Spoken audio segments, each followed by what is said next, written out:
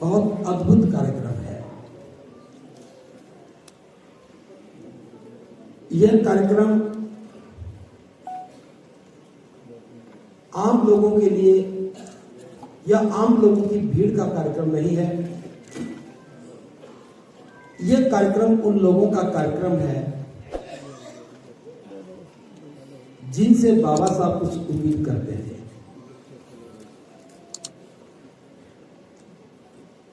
यद्यपि आज के कार्यक्रम में बहुत कुछ बोला जा सकता था, लेकिन मैं सोचता हूं अब बोलने के दौर को विराम लगना चाहिए। हम बहुत ज्यादा बोले हैं और काम बिल्कुल भी नहीं किया। हम बहुत सारी पुस्तकें खरीदते हैं,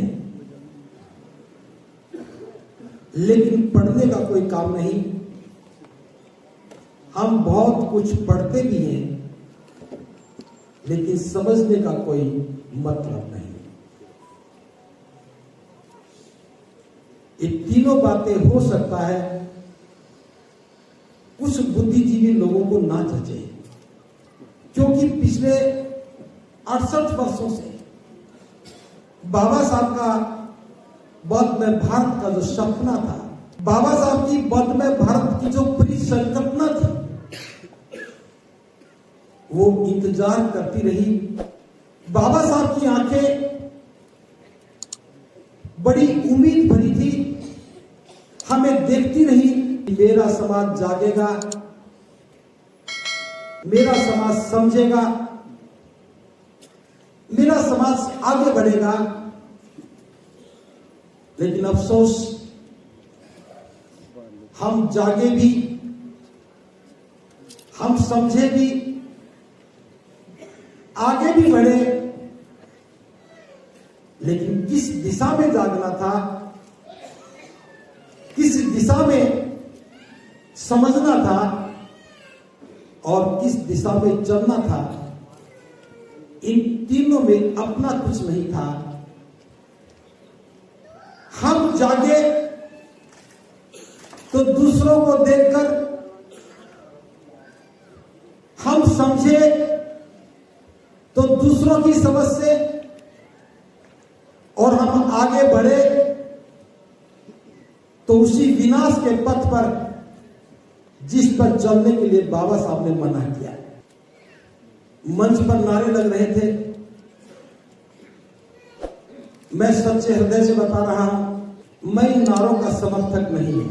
जब भी मंच से कोई नारा बोला जाता है, मुझे लगता है हम झूठे लोगों की फौज में भर्ती होकर झूठ का समर्थन करते हैं, झूठ बोल करके सच को बताने की कोशिश करते हैं। एक बार कोशिश मैं भी कर लूं, आपके साथ मैं भी अपना नाम गुनाहगारों की सूची में लिखवा दूं, वरना तो मैं जानता हूं आप बहुत नाराज होंगे कि भंते जी ने हम सबको झूठा कहा। मैं नारा लगा रहा हूं, आप ईमानदारी से लगाइए। बौद्ध धर्म की क्या पहचान? दोबारा पूछ लेता हूं, बौद्ध धर्म की क्या पहचान? अब ईमानदारी से लगाना। अगर आप एक समान नहीं हो तो चुप रह जाना। अगर आप भेदभाव के समर्थक हो तो चुप रह जाना। अगर भेदभाव का समर्थन करते हो तो चुप रह जाना। अगर मानव को एक समान नहीं, मतलब एक समान मानते हो तो हाँ करना, नहीं मानते तो नहीं करना। आखिरी बात लगा रहा हूं, बौद्ध धर्म की क्या पहचान? मैं सोचता हूं इसी पंक्ति के साथ आज का यह कार्यक्रम इतिहास में लिखा जाना चाहिए कि बाबा साहब की धम्म क्रांति के 68 वर्षों के बाद गौतम बुद्ध विश्वविद्यालय के सभागार में गौतम बुद्ध नगर में बौद्ध लोग इकट्ठे हुए और पहली बार इस बात को समझा, अगर हम बुद्ध की बात करते हैं, बौद्ध धर्म की बात करते हैं, इसका अर्थ एक ही है। जब कोई व्यक्ति पूछता है कि तुम कौन हो और हम कहते हैं कि हम बौद्ध हैं, तो हम मानव एक समान होने का समर्थन करते हैं। और पूरी दुनिया उम्मीद करती है, ये विश्वास करती है, जो बौद्ध अनुयायी है वो किसी को भी छोटा और बड़ा नहीं मानता, किसी के साथ भेदभाव नहीं करता। लेकिन मैं बात आपकी नहीं कर रहा, मैं बौद्ध अनुयायियों की बात कर रहा हूं। कितनी बार हम ये बात करते हैं, जब तक एक एक वाक्य हमारे व्यवहार में नहीं उतर जाए, हम सच्चे अनुयायी नहीं बन सकते। मैं चाहता हूं आज के बाद इस भारत के तमाम वो लोग जो समाज को दिशा देने का काम करते हैं, जो समाज को जगाने का काम करते हैं, उनकी भी समझ में आना चाहिए कि समाज को जगाने का आंदोलन क्या होता है, समाज को जगाने का अर्थ क्या होता है, और जागे हुए समाज का दायित्व क्या होता है। हमारी जो पीड़ा है,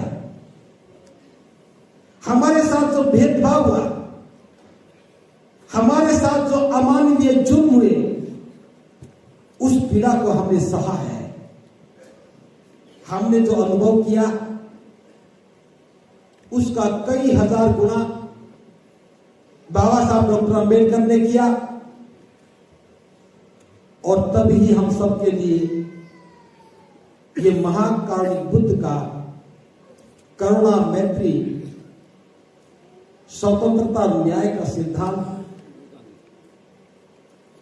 उस पर चलने की प्रेरणा,